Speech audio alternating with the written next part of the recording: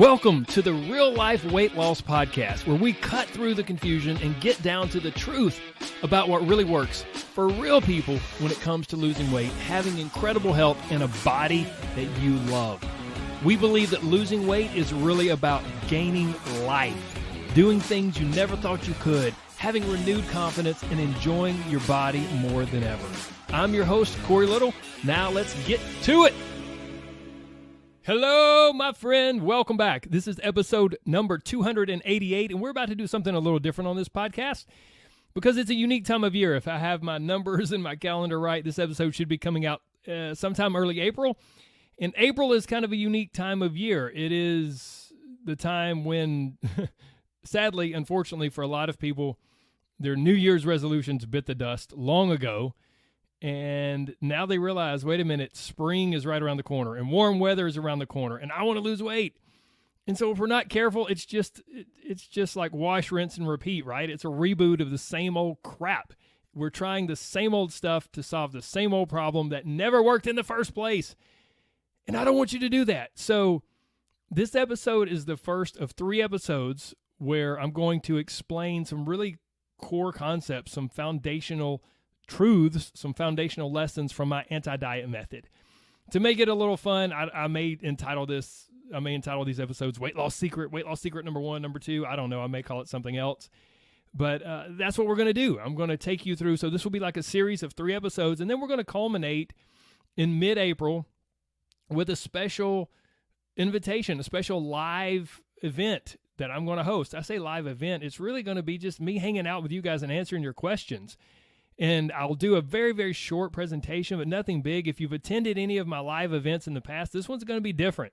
It's mainly going to be me there for you, me answering your questions. There's going to be, maybe a 10-minute kickoff presentation just to cover 1 or 2 little things. And then I just want to answer your questions and help coach you if you're up for it. If you want to, unmute. This is not going to be a webinar where you're just posting comments in the chat. You can unmute yourself and we can actually go through some coaching if you're up for it, if you want to do that. You don't have to, but that's what we're going to do over these next 3 episodes. So hopefully if you're listening to this one when it first comes out, you'll be ready for it. So whatever you do, be sure to subscribe. You don't want to miss these upcoming episodes, okay? So this was partially inspired by the time of year, and I don't want people doing the same junk that's going to leave them in the same place feeling like a huge failure. I'm not saying you're a failure, but that's how we feel sometimes, right?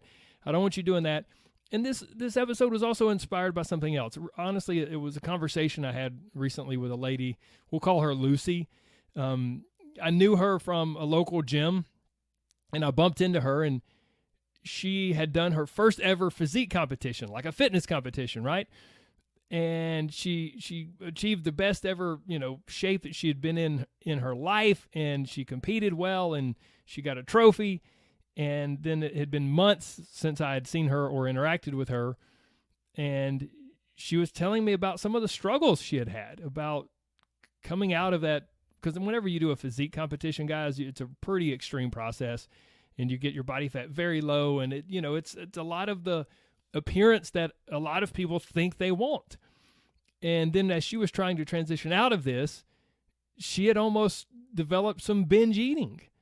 And it was very much a all or nothing sort of scenario for her, even though she didn't realize it. And she had never been exposed to my teachings. I just kind of knew her from the gym. And it broke my heart, but it also made me think of like where I was, what I used to teach, kind of what I used to do, and where I am now. And I wasn't terribly different from her or probably from the person that coached her. I was a bodybuilder.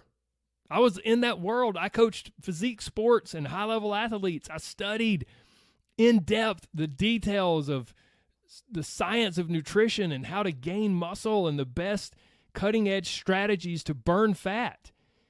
And I think in some ways, I fell for this idea, this lie, that achieving a certain physical appearance will make you happy, that it will bring the life you want and bring the happiness that you want. But I finally, over years and years, I finally realized a few very, very important things. Number 1, it doesn't matter how much I know about nutrition and exercise if I can't get people to actually do it and to do it on a regular basis. And I've shared this on the podcast before, but I totally shifted my focus from nutrition and exercise, I knew way more than I ever needed to know to help people get results. But I shifted my focus from that to the psychology of habits and changing our behaviors and limiting beliefs and how our emotions play into our decisions and food and all of these things. That was the first huge thing I realized. It doesn't matter how much I know. It doesn't matter how much anyone knows, gang. It's not just me. It's your local trainer. It's that fitness influencer on Instagram. It's that other person that has a PhD and does a lot of research. It doesn't matter how much any of us know about nutrition and exercise. If we can't help someone bridge the gap to actually do it and do it on a regular basis. The second thing I realized was that any appearance we achieve, it must be maintained, and it is incredibly fleeting. Whatever you do to achieve a certain appearance, to achieve a certain body, you must keep doing it to keep that appearance. And if nothing else, Father Time is working against us. We're all getting older, and as I said a few episodes ago, our body changes. Our appearances must be maintained, and they're fleeting. The third thing I realized is there's so much more to life than how we look. And the fourth thing that I realized is, and it kind of reinforced number 3, is that, man, I knew a lot of people who looked amazing based on like society standards and fitness standards, but they were still either incredibly unhappy and dissatisfied with their body, or they were just miserable because of how strict their diet had to be to maintain a body like that. Deep down, many of them still didn't like their body. They probably had a lack of confidence, and they still would constantly fight that little negative voice in their head, what you guys hear me talk about, like the bully in the brain. Yet they didn't know what to do about it. So they would come to me, and then what would I do? I would just try to perk them up, get them motivated, and then give them some extreme super fit workout and diet, just more of what they're sick of and more of what they've been doing, and maybe even something that they're not ready for. I was doing the exact same thing that the diet and fitness industry still does. It was an overwhelming do this, don't you dare eat that program with a good luck slap on the back coming from a fitness expert who's supposed to have it all together and have all the answers. My clients were asked to read pages and pages, study up, prepare, and go full throttle. Starting on Monday, you've got to begin grueling workouts and change every single thing you do and eat and drink all at once. And basically, it's like starting a whole new life on Monday. All of you know what I'm talking about, right? That's just the way the diet and weight loss industry works. And then we wonder why we can't stick with it. Who can start a new diet on Monday? Monday's already busy enough. Who can start a whole new life on Monday? You see this everywhere. And if I had to guess, it's the same thing that you've probably tried every time you've attempted to lose weight. It's basically like a white-knuckle weight loss challenge. It's like hold on for dear life and just hope for the best. And it's a recipe for failure, my friends. You either can't do it, you can't stick to it because it's just too hard or too complicated, or you are able to white-knuckle it long enough to get some results, but then as soon as you go back to normal life, which is what you really want to do anyways, you just gain back all your weight and then some, which just leaves you more discouraged and more frustrated with that little negative voice in your head convincing you that you are a total failure and you'll never be successful. I realized my whole perspective and my whole approach had to change if I was ever going to actually help people achieve what they really wanted, if I was ever going to help people do what I wanted to do, if I was ever going to help people truly change their life, then I had to figure out a new way. A rigid, legalistic diet and an extreme workout, it just wasn't going to work. I needed a whole new approach that was doable and would help people regain their confidence as they got results. And it had to be sustainable day after day, week after week in real life. Hence the Real Life Weight Loss Podcast. Gang, if we can't do it in real life, what's the point? If we can't keep it up in real life, what's the point?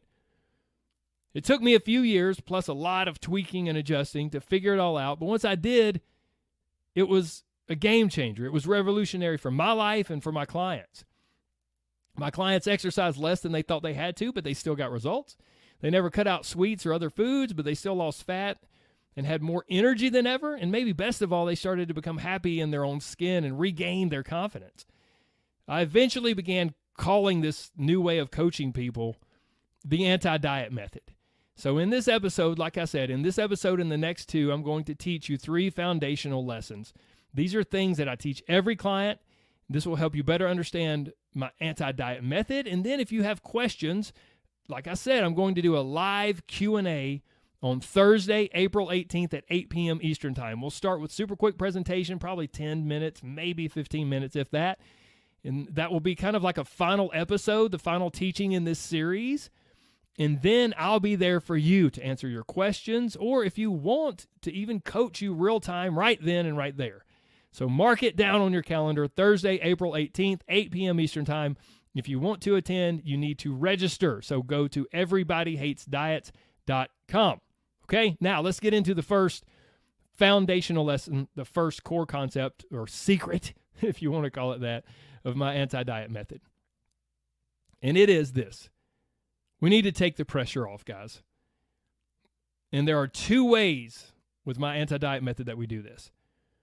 Look, listen, hear me out. If losing weight feels really stressful and you struggle to be consistent, then this is very important for you. This is how we overcome inconsistency and how it makes it super easy to stick to your food plan. Okay? It's about taking the pressure off. The two ways we do this are by stopping weighing and starting an imperfect approach and letting go of your goals. So I'm going to explain this, okay? Hang with me, but let me just tell you a really quick story about kind of how it works. Because sometimes it's easier for us to learn through someone else's experience and learn through a story. So there was a lady named Abby. She watched one of my presentations a few years ago, and then she asked some questions, and she seemed really interested in working with me, but she never pulled the trigger. She never went for it. So that's okay, whatever. I want everybody to do what's best for them. Well, fast forward a year later, and I receive an email from Abby, and she said, okay, I'm ready to do this. I've got to lose weight and get some energy back. I feel fat, old, and tired. Those were her words, not mine. After I asked a few more questions, Abby she said she was nearly in tears because she had tried and failed so many times that she was just about convinced she couldn't do it. And she went on to say, diets are just too hard and I can never stick to it. But I don't like how I look and I have no energy.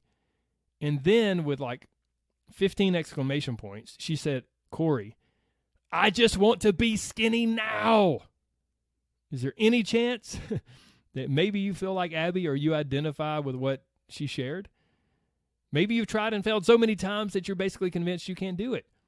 Well, there's good news. You can do it. I promise. I promise. Just hang with me, okay? See, Abby always thought that she had to be perfect with her diet. Otherwise, she wouldn't lose any weight. And this is exactly what caused her to crumble and fail time and time again. But after she took the leap of faith and tried a new imperfect approach, this is what happened. She sent a message that said this: when I hit my late 30s, working out was no longer enough for me. My weight fluctuated. I would try skipping meals, not eating at all, being a vegetarian. I've tried it all. Then I met you, and I heard your presentation. And you said all the right things, but in that moment I was skeptical. Nothing has worked for me yet. So how could this be any different? So I went on with my life. My clothes started to fit tighter and tighter. I felt crappy. I started to dislike seeing myself in photos and in the mirror. And then I kept telling a friend, maybe I should give this guy a shot. Nothing else is working. So I got in touch with you. I had a meeting. I had some questions. I told you how I felt. And now I'm so proud to say that I'm down 16 pounds and I'm already starting to feel great. This process has changed my life. It's been a few years now, and Abby is still killing it. She's not only maintained her weight loss, but she's lost even more weight, and now she runs 10Ks. So much for having no energy, right? And all of this, here's the thing, all of this came about because she finally adopted an imperfect approach, and she let go of her goals. She let go of, in her words, being skinny now. Instead, we just kind of programmed her brain gradually over time to focus on and take action day by day. See, when we're too focused on our goals and the scales and we're weighing every day or twice per day, we just beat ourselves up when things don't go as we think they should. We put tremendous pressure on ourselves to get results or see results, even if it hasn't been enough time for your body to even change. And then when the scales don't move, or they don't move as much as we think they should or as much as we want them to, we get even harder on ourselves and we demand perfection. But we all know the truth, right? Perfection isn't even possible. But it feels good in the moment because perfection promises us results. And since we're obsessed with looking at the scales all the time, we can't escape that pressure. But we know what happens, don't we? Eventually we mess up a little. We always mess up. We're always going to mess up. Eventually we mess up a little and it causes us to feel like a total failure, and it can easily push us into all or nothing. Or what most people would say, it can push us off the wagon, right? I fell off the wagon. And suddenly a little mess up, it just totally screws with your brain and what you really need to be focused on and doing today to get to where you want to be tomorrow. The entire process is sabotaged, and it causes people, may cause you to give up while reasoning that, you know what, this is just too hard and I just can't stick to it. And then the downward spiral begins. I can't stick to it, so obviously, and this isn't even a conscious thing for most people, but you feel like a failure. I'm a failure, so why should I even try? Now, I not only feel bad about the way I look, I feel bad about myself and my lack of willpower too. God, it's terrible. It's a terrible spiral and it's a terrible cycle that can just keep repeating. You know, right now in this moment, you might be shouting, oh my gosh, amen, yes, yes. Or you might even have a tear in your eye because you know this nasty cycle all too well. Before you know it, you're just mentally beating yourself up, being so cruel to yourself. You don't like your body. Your self-confidence is in the trash, and your brain just keeps screaming, get on another diet and fix this. But diets, they don't work, right? They haven't worked for us in the past. Here's the thing, my friends. It doesn't have to be this way. Now, you're probably thinking, like, hold on, Corey. Wait a minute, man. This is the but Corey section, right? But Corey, if I quit focusing on my goal, if I stop weighing myself all the time, are you kidding me? I'll spiral out of control. I'll gain weight like a newborn baby hippo. And I'll be miserable in the blink of an eye. I hear you. I totally understand that thought process. Abby thought the same thing. But actually, the opposite is true. Once you stop letting the scales haunt you every single day, then you're no longer beating yourself up on a daily basis, and you're actually able to focus your energy on doing the very things that actually get you results. And here's a really cool part. You come to realize that you actually don't have to be perfect to get results. You just need to be consistent, and perfection is the enemy of consistency. So out with perfection and in with consistency. But maybe the best part of all this is that you're finally free to enjoy the process, just like Abby did. Just imagine how much easier it is to stick to something when the pressure is off and you're actually having fun doing it. Yes, it is possible. So now you know. Look, if you want to overcome inconsistency and actually stick to your program, stick to your diet plan, your food plan, whatever you want to call it, the secret number one is to take pressure off by taking an imperfect approach and not weighing yourself all the dang time. Suddenly, you have permission to mess up and move on. It's okay. It's an amazing feeling. You're no longer a victim of perfectionism, and you're beginning to finally shut down that little voice in your head. I love it when this clicks for people and they start to experience the benefits.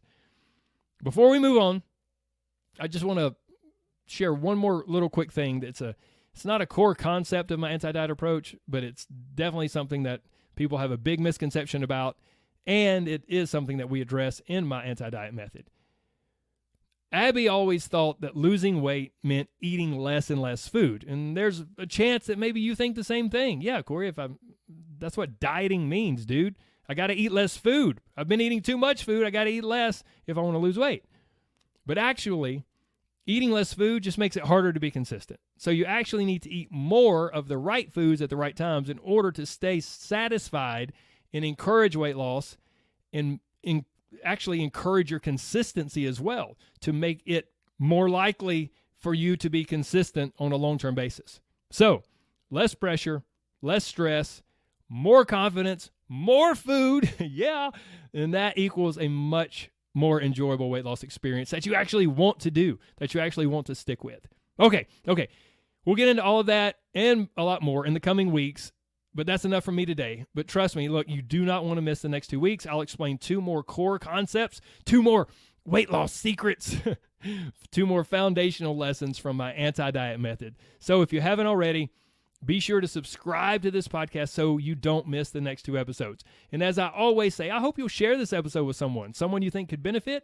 Maybe someone you can, get together with or jump on the phone with. Discuss the episode, ask each other some questions, and I promise you'll learn so much more and you'll benefit so much more. And I hope that I will see you, and maybe that other person also, On Thursday, April 18th at 8 p.m. Eastern Time, you can just jump down to the show notes for that registration link. It is everybodyhatesdiets.com. Thursday, April 18th, 8 p.m. Eastern Time. We're going to have some fun, and I can't wait to see you then. Last but not least, my friends, whatever you do, please never forget that there is so much more to you than a number, which is all the more reason to not weigh every single day. And that losing weight is absolutely wonderful, but really, losing weight is all about gaining life and living the life you've always wanted to live. And I love helping people do that. And here's what I know. I know you can do it. Even if you've tried and failed in the past, it's absolutely okay. It's okay. Make peace with that. I believe in you, and even if you don't believe in yourself because of those past attempts, it's okay. You keep coming back. I'll keep working on you. You found this podcast at just the right time, or if you're a long-term listener, a long-time listener, I'm so happy you're here. We're going to have some fun over these next 3 episodes. I cannot wait to see you in those. Take care, my friends. God bless. Bye-bye.